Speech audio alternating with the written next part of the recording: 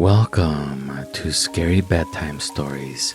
I'm your host, Jose, and I will be your guide, your Morpheus into the world of dreams. If you saw the title of this episode and recognized it, let me explain what's going on. I started this podcast in November of 2023 as something fun to do when I wasn't editing or researching for my primary podcast, technically a conversation. At that time, I was working from home full-time and had plenty of time to dedicate to this show. Since the beginning of January, we were forced to return to working from the office for most of the week, and as a result, it's been a struggle to dedicate the time to work on this show. I try to keep it going as long as I could, but honestly, it's been really draining. Since returning to the office, I have 6 hours less a week to dedicate to podcasting, and I made the difficult decision to stop producing new content for this podcast. It was a very difficult choice because this podcast is twice as popular as my primary podcast and takes much less time to produce. But unfortunately, I have less time to dedicate now. So I want to thank everyone who has joined me on this journey and have enjoyed the stories that I've read. I don't want to say goodbye for good. I might resume the show if I have more time in the future or if circumstances change. I'm still trying to figure out how I can continue it. This week I'm releasing all of the story of William Wilson in one episode. Next week I'll be releasing all of the Monkey's Paw as one episode. After that, the shows will probably be sporadic unless I'm able to find a way to make more time. I would recommend following me on the socials at Scary Bedtime, as that's where you can find if I released any new content. With all that out of the way, let's get started. Make yourself comfortable in your bed. Flip that pillow around to the cool side and relax your breathing. Smear some Vicks under your nose and focus on how soft and cool your sheets are. Today will be a replay of the story of William Wilson by Edgar Allan Poe. Let me call myself, for the present, William Wilson. That is not my real name. That name has already been the cause of the horror, of the anger of my family. Have not the winds carried my name, with my loss of honor, to the ends of the earth? Am I not forever dead to the world, to its honors, to its flowers, to its golden hopes? And the cloud, heavy and endless, does it not hang forever between my hopes and heaven? Men usually become bad by degrees, but I let all goodness fall from me in a single moment, as if I had dropped a coat. From small acts of darkness, I passed, in one great step, into the blackest evil ever known. Listen while I tell of the one cause that made this happen. Death is near, and its coming has softened my spirit. I desire, in passing through this dark valley, the understanding of other men. I wish them to believe that I have been, in some ways, in the power of forces beyond human control. I wish them to find for me, in the story I'm about to tell, some small fact that proves I could have done only what I did. I would have them agree that what happened to me never happened to other men. Is it not true that no one has ever suffered as I do? Have I not indeed been living in a dream? And am I not now dying from the horror and the unanswered question, the mystery of the wildest dream ever dreamt on earth? I am one of a family well known for their busy minds. As a small child, I showed clearly that I too had the family character. As I became older, it grew more powerful in me. For many reasons, it became a cause of talk among friends, and the hurt it did me was great. I wanted people always to do things my way. I acted like a wild fool. I let my desires control me. My father and mother, weak in body and mind, could do little to hold me back. When their efforts failed, of course my will grew stronger. From then on, my voice in the house was law. At an age when few children are allowed to be free, I was left to be guided by my own desires. I became the master of my own actions. I remember my first school. It was in a large house about 300 years old in a small town in England among a great number of big trees. All the houses were very old. In truth, it was a dreamlike and spirit-quieting place, that old town. At this moment, I seemed to feel the pleasant coolness under the shade of the trees. I remember the sweetness of the flowers. I hear again with delight. I cannot explain the deep sound of the church bell each hour breaking the stillness of the day. It gives me pleasure to think about this school, as much pleasure perhaps as I am now able to experience. Deep in suffering as I am, the suffering only too real. Perhaps no one will object if for a short time I forgot my troubles and tell a little about this period. Moreover, the period and place are important. It was then and there that I first saw, hanging over me, the terrible promise of things to come. Let me remember. The house where we boys lived and went to school was, as I have said, old and wide. The grounds about it were large, and there was a high wall around the outside of the whole school. Beyond this wall, we went 3 times in each week on one day to take short walks in the neighboring fields, and 2 times on Sunday to go to church. This was the one church in the village, and the head teacher of our school was also the head of the church. With a spirit of deep wonder and of doubt, I used to watch him there. This man, with slow step and quiet, thoughtful face, in clothes so different and shining clean, could this be the same man who, with a hard face and clothes far from clean, stood ready to strike us if we did not follow the rules of the school? Oh, great and terrible question, beyond my small power to answer. I well remember the playground, which was behind the house. There were no trees, and the ground was as hard as stone.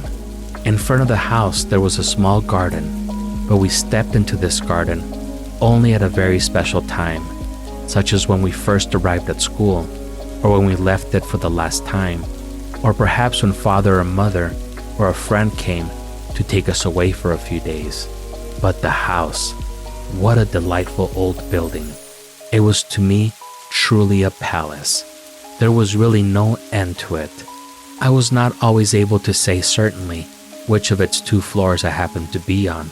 From each room to every other, there were always 3 or 4 steps either up or down. Then the rooms branched into each other, and these branches were too many to count, and often turned and came back upon themselves.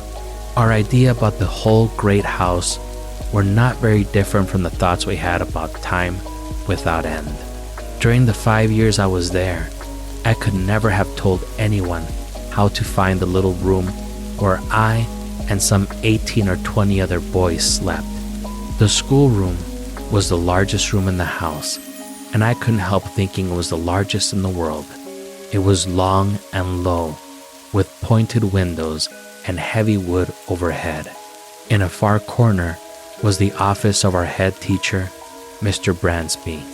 This office had a thick door, and we would rather have died than open it when he was not there. Inside the thick walls of this old school, I passed my years from 10 to 15, yet I always found it interesting. A child's mind does not need the outside world.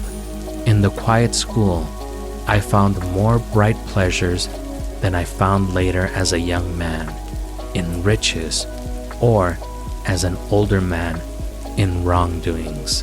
Yet I must have been different indeed from most boys. Few men remember much of their early life. My early days stand out as clear and plain as if they had been cut in gold. In truth, the hotness of my character and my desire to lead and command soon separated me from the others. Slowly, I gained control over all who were not greatly older than myself, over all except one. This exception was a boy who, though not of my family, had the same name as my own, William Wilson. This boy was the only one who ever dared to say he did not believe all I told him and who would not follow my commands. This troubled me greatly. I tried to make the others think that I didn't care. The truth was that I felt afraid of him. I had to fight to appear equal with him, but he easily kept himself equal with me. Yet no one else felt as I did, that this proved him the better of the two. Indeed, no one else saw the battle going on between us. All his attempts to stop me and what I wanted to do were made when no one else could see or hear us. He did not desire, as I did, to lead the other boys. He deemed only to want to hold me back. Sometimes with wonder, and always without pleasure, I saw that his manner seemed to show a kind of love for me. I did not feel thankful for this.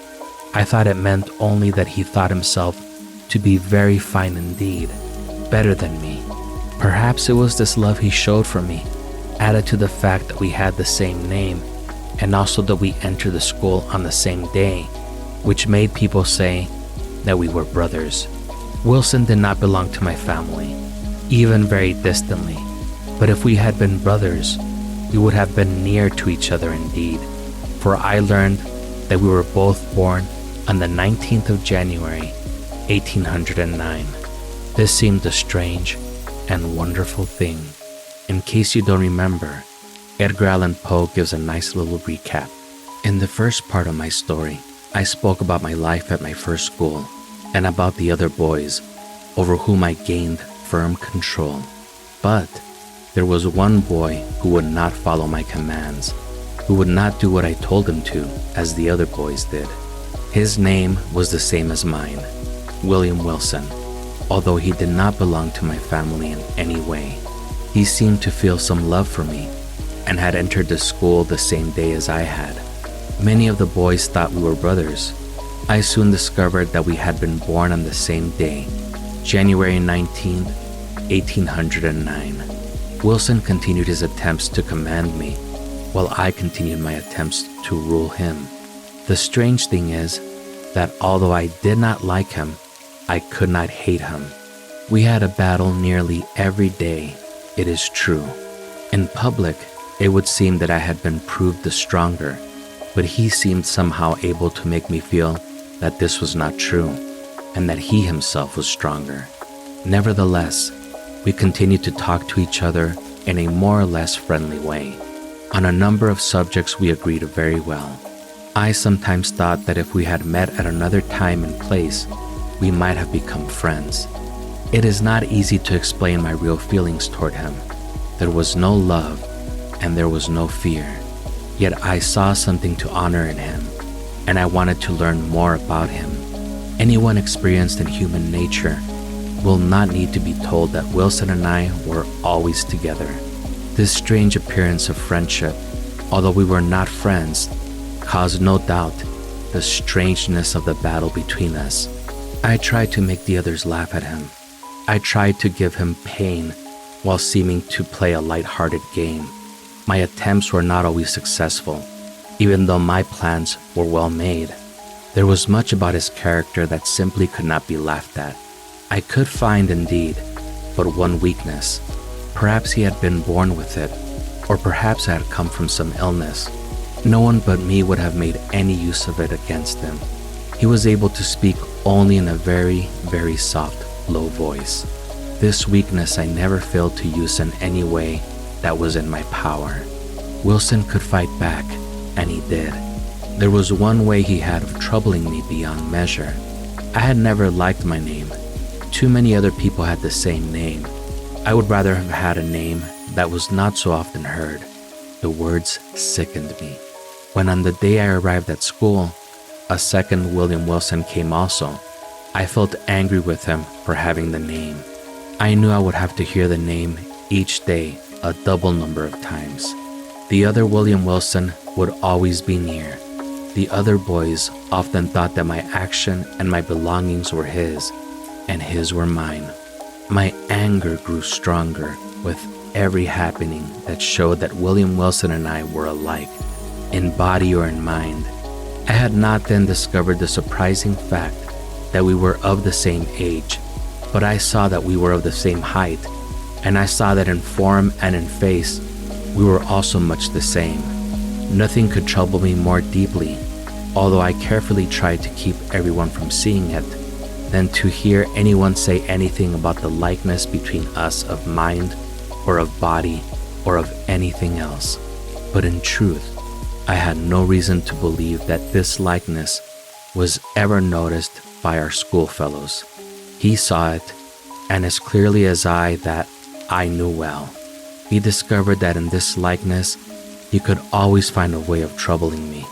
This proved the more than usual sharpness of his mind. His method, which was to increase the likeness between us, lay both in words and in actions, and he followed his plans very well indeed. It was easy enough to have clothes like mine. He easily learned to walk and move as I did. His voice, of course, could not be as loud as mine, but he made his manner of speaking the same. How greatly this most careful picture of myself troubled me, I will not now attempt to tell. It seemed that I was the only one who noticed it. I was the only one who saw Wilson's strange and knowing smiles, pleased with having produced in my heart the desired result. He seemed to laugh within himself and cared nothing that no one laughed with him. I have already spoken of how he seemed to think he was better and wiser than I. He would try to guide me. He would often try to stop me from doing things I had planned. He would not tell me what I should and should not do, and he would do this not openly, but in a word or two in which I had to look for the meaning. As I grew older, I wanted less and less to listen to him. As it was, I could not be happy under his eyes that always watched me. Every day, I showed more and more openly that I did not want to listen to anything he told me. I have said that in the first years when we were in school together, my feelings might easily have been turned into friendship, but in the later months, although he talked to me less often then, I almost hated him. Yet, let me be fair to him. I can remember no time when what he told me was not wiser than would be expected from one of his years. His sense of what was good or bad was sharper than my own. I might, today, be a better and happier man if I had more often done what he said. It was about the same period, if I remember rightly, that by chance he acted more openly than usual, and I discovered in his manner something that deeply interested me. Somehow, he brought to mind pictures of my earliest years. I remembered, it seemed, things I could not have remembered. These pictures were wild, half-lighted, and not clear, but I felt that very long ago, I must have known this person standing before me. This idea, however, passed as quickly as it had come. It was on this same day that I had my last meeting at the school with this other strange William Wilson. That night, when everyone was sleeping, I got out of bed, and with a light in my hand, I went quietly through the house to Wilson's room. I had been thinking of another of those plans to hurt him, with which I had until then had little success. It was my purpose now to begin to act according to this new plan. Having reached his room, I entered without a sound, leaving the light outside. I advanced a step and listened. He was asleep. I turned, took the light, and again went to the bed. I looked down upon his face. The coldness of ice filled my whole body. My knees trembled. My whole spirit was filled with horror. I moved the light near to his face. Was this the face of William Wilson? I saw indeed that it was, but I trembled as if with sickness as I imagined that it was not. What was there in his face to trouble me so? I looked, and my mind seemed to turn in circles in the rush of my thoughts. It was not like this, surely not like this, that he appeared in the daytime. The same name, the same body, the same day that we came to school. And then there was his use of my way of walking, my manner of speaking? Was it, in truth, humanly possible that what I now saw was the result, and the result only, of his continued efforts to be like me? Filled with wonder and fear, cold and trembling, I put out the light. In the quiet darkness, I went from his room, and without waiting 1 minute, I left that old school and never entered it again. You will remember that in the last part of my story, I told of my experience in my first school. I spoke of my early meetings with a boy who looked and behaved as I did, whose name was even the same as mine, William Wilson. I told of the night when I went to Wilson's room with a plan to hurt him. What I saw that night so frightened me that I left the room and the school forever. As I stood looking around at his sleeping form and face, I might have been looking at myself in a looking glass. It was not like this, surely not like this, that he appeared in the daytime. The same name, the same face, the same body, the same day of coming to school, and then his use of my way of walking, my manner of speaking. Was it in truth humanly possible that what I now saw was the result, and the result only, of his continued efforts to be like me? Afraid, I left the old school and never entered it again. After some months at home, doing nothing, I went to study at the famous school called Eton. I had partly forgotten my days at the other school, or at least my feelings about those days had changed. The truth, the terrible truth of what had happened there was gone. Now I doubted what I remembered. Now I called the subject into my mind only to smile at the strength of the strange ideas and thoughts I had once had. My life at Eton did not change this view. The fool's life into which I carelessly threw myself washed away everything that was valuable in my past. I do not wish, however, to tell here the story of my wrongdoing which went against every law of the school and escaped the watchful eyes of all the teachers. 3 years of this had passed, and I had grown much larger in body and smaller in soul. 3 years of wrongdoing had made me evil. One night, I asked a group of friends who were as evil as I to come to a secret meeting in my room. We met at a late hour. There was strong drink, and there were games of cards and loud talking until the new day appearing in the east. Warm with the wine and with the game of chance, I was raising my glass to drink in honor of some especially evil idea when I heard the voice of a servant outside the room. He said that someone had asked to speak with me in another room. I was delighted. A few steps brought me into the hall of the building. In this room, no light was hanging, but I could see the form of a young man about my own height, wearing clothes like those I myself was wearing. His face I could not see. When I had entered, he came quickly to me, and taking me by the arm, he said softly in my ear, "William Wilson."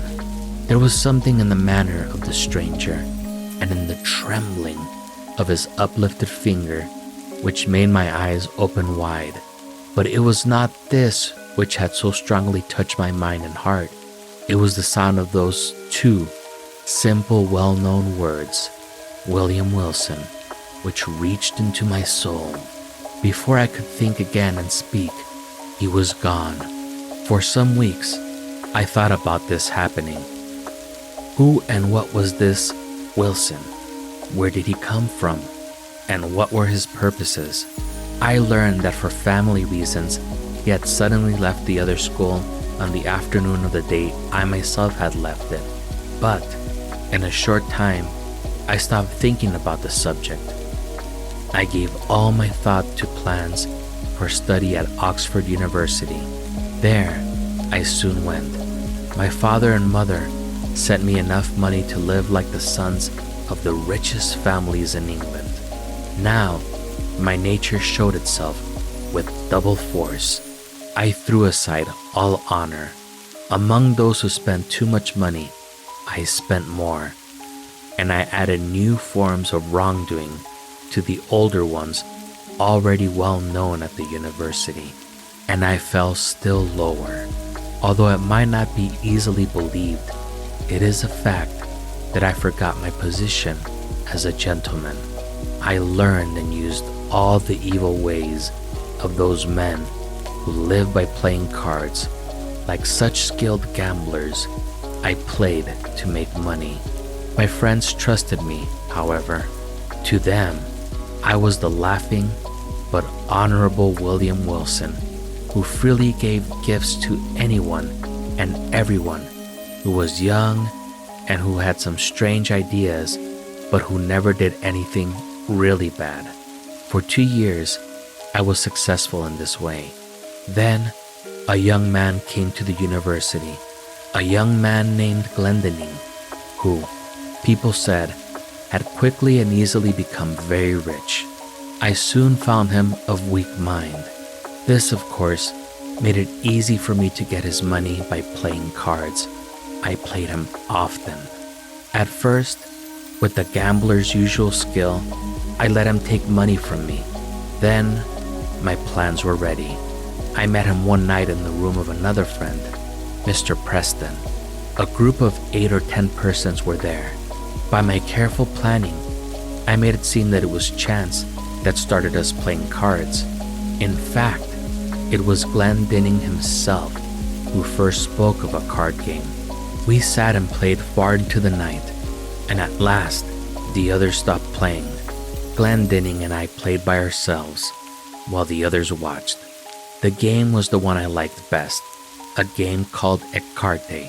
Glendinning played with a wild nervousness that I could not understand, though it was caused partly, I thought, by all the wine he had been drinking. In a short amount of time, he had lost a great amount of money to me. Now, he wanted to double the amount for which we played. This was as I had planned, but I made it seem that I did not want to agree. At last I said yes. In an hour, he had lost 4 times as much money as before. For some reason, his face had become white. I had thought him so rich that losing money would not trouble him, and I believed this whiteness, this paleness, was a result of drinking too much wine. Now, fearing what my friends might say about me, I was about to stop the game when his broken cry and the wild look in his eyes made me understand that he had lost everything he owned. Weak of mind and made weaker by wine, he should never have been allowed to play that night. But I had not stopped him. I had used his condition to destroy him. The room was very quiet. I could feel the icy coldness in my friends. What I would have done, I cannot say, for at that moment, the wide, heavy doors of the room were suddenly open. Every light in the room went out, but I had seen that a man had entered. He was about my height, and he was wearing a very fine, long coat. The darkness, however, was now complete, and we could only feel that he was standing among us. Then we heard his voice, in a soft, low, never to be forgotten voice, which I felt deep in my bones. He said, "Gentlemen, I am here only to do my duty. You cannot know the true character of the man who has tonight taken a large amount of money from Mr. Glendinning. Please have him take off his coat and then look in it very carefully." While he was speaking, there was not another sound in the room, and as he ended, he was gone. As I ended the last part of my story, I was speaking of that terrible evening when I played cards with a young gentleman called Glendinning. We were in the room of one of my friends at Oxford University. I had just realized that the young man, weak of mind and weakened by wine, had allowed me to win from him everything he owned. I was still trying to decide what I should do when, as I said, the wide, heavy doors of the room were suddenly opened. Every light in the room went out, but I had seen that a stranger had entered. He was about my height, and he was wearing a very fine, long coat. The darkness, however, was now complete, and we could only feel that he was standing among us. Then we heard him speak in a soft, low, and never-to-be-forgotten voice, which I felt deep in my heart. He said, "Gentlemen, I am here only to do my duty. You cannot know the true character of the man who has tonight taken a large amount of money from Mr. Glendinning. Please have him take off his coat and then look in it very carefully." While he was speaking, there was not another sound in the room. As he ended, he was gone. Shall I tell what I felt? Need I say that I was afraid, that I felt the sick fear of those who are judged forever wronged? Many hands held me. Lights were brought. My friends looked at my coat. In it, they found all the high cards, the valuable cards needed to win in the game we had been playing. Secretly using these cards, I could have taken the money of anyone who played the game with me. Mr. Preston, in whose room we were, then said, "Mr. Wilson, this is yours." He lifted from the floor a fine warm coat and said, "We shall not look in this to prove again what we have proved already. We have seen enough. You will understand, I hope, the need for you to leave the university. At the very least, you must leave my room, and leave it now." Down in the dust, though my spirit was, I might have tried to strike him for those words if at that moment I had not noticed something very surprising. My coat had cost more money than most men could spend, and it had been made especially for me. It was different, I thought, from every other coat in the world. When, therefore, Mr. Preston gave me the coat, which he had picked up from the floor, I saw with terror that my own was already hanging on my arms, and that the two were alike in every way. I remembered that the strange being who had so mysteriously entered and left the room had a coat. No one else in the group had been wearing one. I placed the coat offered by Preston over my own and left his room. The next morning, I began a hurried journey away from Oxford University. I ran, but I could not escape. I went from city to city, and in each one, Wilson appeared. Paris, Rome, Vienna, Berlin, Moscow. He followed me everywhere. Years passed. I went to the very ends of the earth. I ran in fear, as if running from a terrible sickness, and still he followed. Again and again, I asked myself, who is he? Where did he come from? And what is his purpose? But no answer was found. And then I looked with the greatest care at the methods of his watch over me. I learned little. It was noticeable indeed that when he appeared now, it was only to stop me in those actions from which evil might result. But what right did he have to try to control me? I also noticed that although he always wore clothes the same as mine, he no longer let me see his face. Did he think I would not know him? He destroyed my honor at Oxford and stopped me in my plans for getting a high position in Rome, in my love in Naples, in what he called my desire for too much money in Egypt. Did he think I could fail to see that he was the William Wilson of my schoolboy days, the hated and feared William Wilson? But let me hurry to the last scene in my story. Until now, I had not tried to strike back. He was honorable and wise. He could be everywhere, and he knew everything. I felt such wonder and fear for him that I believed myself to be weak and helpless. Though it made me angry, I had done as he desired. But now, I wanted more and more to escape his control. As I began to grow stronger, it seemed to me that he began to grow weaker. I felt a burning hope. In my deepest thoughts, I decided that I was going to be free. It was at Rome during the Carnival of 1835 that I went to a dance in the great house of the Duke di Broglio. I had been drinking more wine than is usual, and the rooms seemed very crowded and hot.